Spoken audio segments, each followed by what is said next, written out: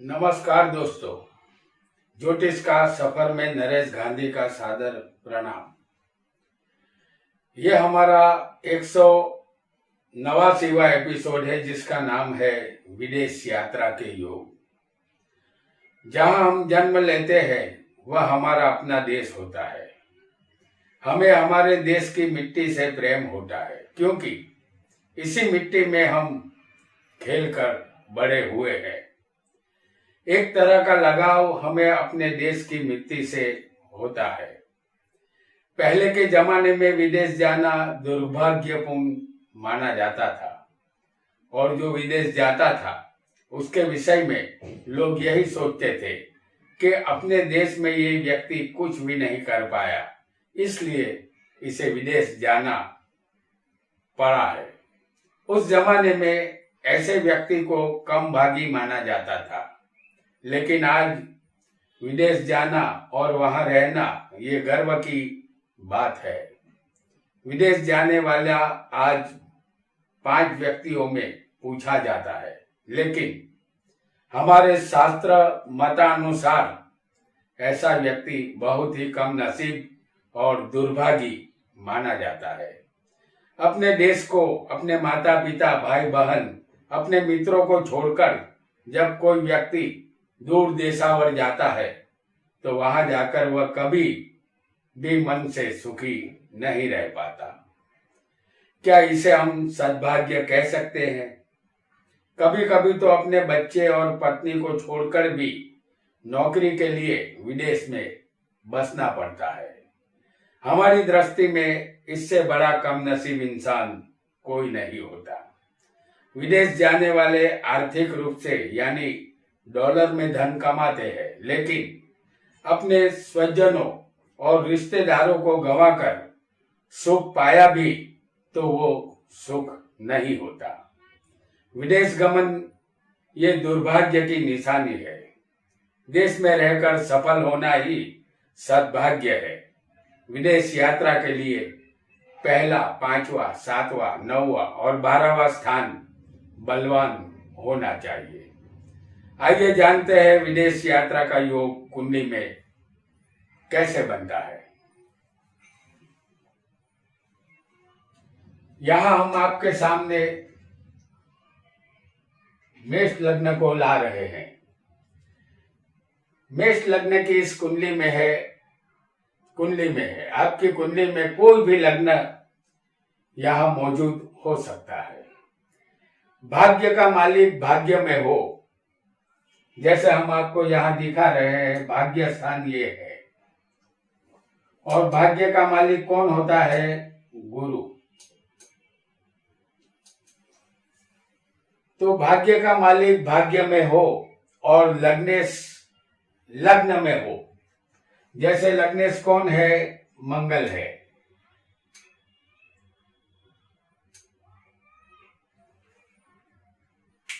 तो यहाँ भाग्य का मालिक भाग्य में है और लग्न का मालिक लग्न में है। अगर ऐसा हो तो जातक विदेश यात्रा जरूर करता है। आइए दूसरे योग को भी जानते हैं।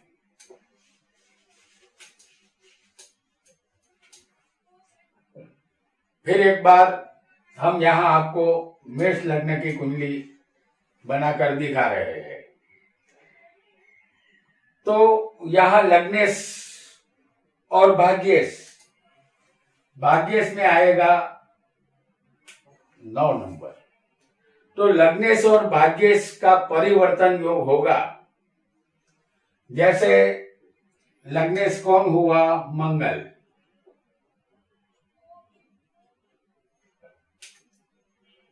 और भाग्येश कौन हुआ? गुरु।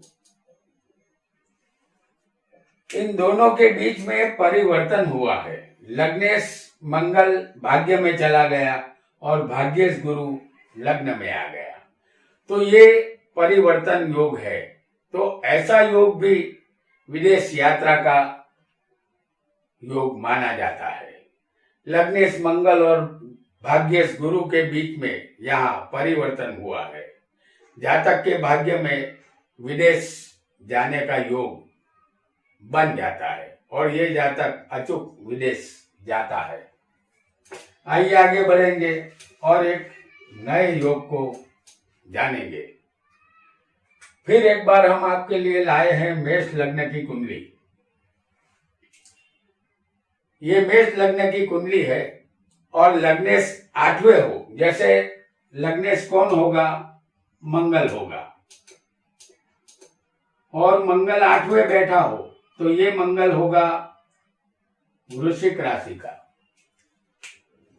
तो लग्नेश 8वें हो और राहु 4ठे, 9वें या 12वें होने चाहिए। तो राहु लग्न में 4ठे, 9वें और 12वें होने चाहिए। तो 12वें मीन राशि आएगी, 4ठे स्थान में कर्क राशि होगी और यहाँ धनु राशि होगी। चौथे पहले होगा राहु और 4ठे राहु हो और 9 में भाग्य में राहु हो और 12वें अगर राहु हो तो विदेश यात्रा का योग अचूक बनता है। जातक अपने स्वजनों को छोड़कर विदेश गमन यहाँ करता है। आइए एक और योग को जानते हैं।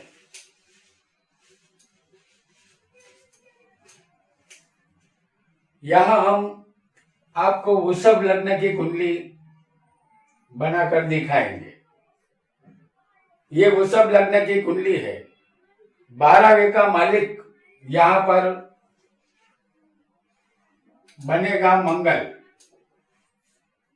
तो 12वें का मालिक अगर 12वें हो, जैसे समझ लीजिए कि मंगल 12वें बैठा है, ये बलवान मंगल है, मेष का मंगल है, और 12वें का मालिक 12वें ही बैठा है और 12वां स्थान विदेश का होता है। तो 12वें का मालिक 12वें हो, लग्नेश और भाग्येश त्रिकोण में हो, तो यहाँ लग्नेश कौन होता है? शुक्र। तो शुक्र होगा पंचम स्थान में।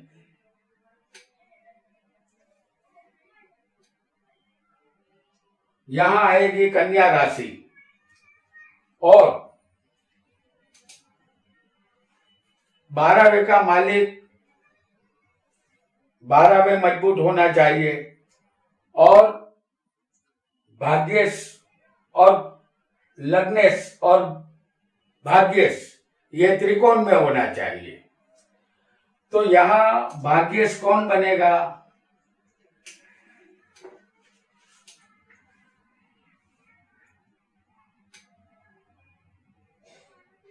यहां पर शनि की राशि आएगी तो भाग्येश बनेगा शनि। लग्नेश त्रिकोण में है शुक्र और भाग्येश शनि वो भी त्रिकोण में यहां मौजूद है और 12वें का मालिक मंगल 12वें है। तो शुक्र यहाँ 5वें स्थान में त्रिकोण में है और शनि 9वें स्थान में त्रिकोण में है। ऐसा जातक भी विदेश यात्रा करता है क्योंकि विदेश का मालिक यहाँ बलवान है और लग्नेश जो शुक्र है तो वो भी अच्छी जगह पर बैठा हुआ है और भाग्य का स्थान का जो मालिक होता है वो शनि है, तो वो भी स्वग्रही होकर यहाँ मौजूद है। तो ये विदेश यात्रा का योग है। आइए एक और योग को भी जान लेते हैं। यहाँ हम आपके लिए लाएंगे मीन लग्न। मीन लग्न में 12वें का मालिक होगा शनि। तो मीन लग्न और 12वें का मालिक अगर 8वें हो जैसे 12वें का मालिक कौन हुआ? शनि। तो यहां पर जो राशि आएगी वो होगी तुला। तो 12वें का मालिक 8वें उच्च का है और ये चर राशि में है। चर राशि कौन सी होती है? 1, 4, 7 और 10, इसे चर राशि कहते हैं। तो 12वें का मालिक शनि है जो 8वें बैठा है उच्च का चर राशि में। तो ऐसा योग अगर किसी जातक की कुंडली में बनेगा तो ये विदेश यात्रा का योग माना जाएगा। इस लग्न में 12वें का मालिक शनि है जो 8वें उच्च का चर राशि तुला में बैठा है। तो ऐसा योग भी जातक को विदेश यात्रा करवाता है। आइए आगे बढ़ेंगे और एक नए योग को जानेंगे। फिर एक बार हम आपके सामने लाएंगे मेष लग्न। मेष लग्न की यह कुंडली है। लग्नेश और चौथे का मालिक दोनों की युति 12वें स्थान में होनी चाहिए। जैसे लग्नेश कौन है? मंगल है और यहाँ चौथे का मालिक बनेगा चंद्र। तो इन दोनों की युति 12वें स्थान में होनी चाहिए, क्योंकि 12वां स्थान विदेश का है। लग्नेश मंगल 12वें है और चतुर्थेश चंद्र वो भी 12वें है। दोनों की युति 12वें स्थान में अगर इस तरह होगी तो जातक अवश्य परदेश गमन करता है और 12वां स्थान विदेश का होता है। यहाँ जातक अपने परिवार को छोड़कर विदेश चला जाता है। आइए एक और योग को भी जान लेते हैं। यहाँ कोई भी लग्न हो सकता है, यहाँ कोई भी लग्न हो और लग्न में तीसरे, 9वें या 12वें राहु होगा। जैसे लग्न में तीसरे 9वें स्थान में और 12वें स्थान में किसी को भी राहु हो तो अपने परिवार से अलग होना पड़ेगा और अनजान और अजनबी देश में, मुस्लिम कंट्री में जाना होगा।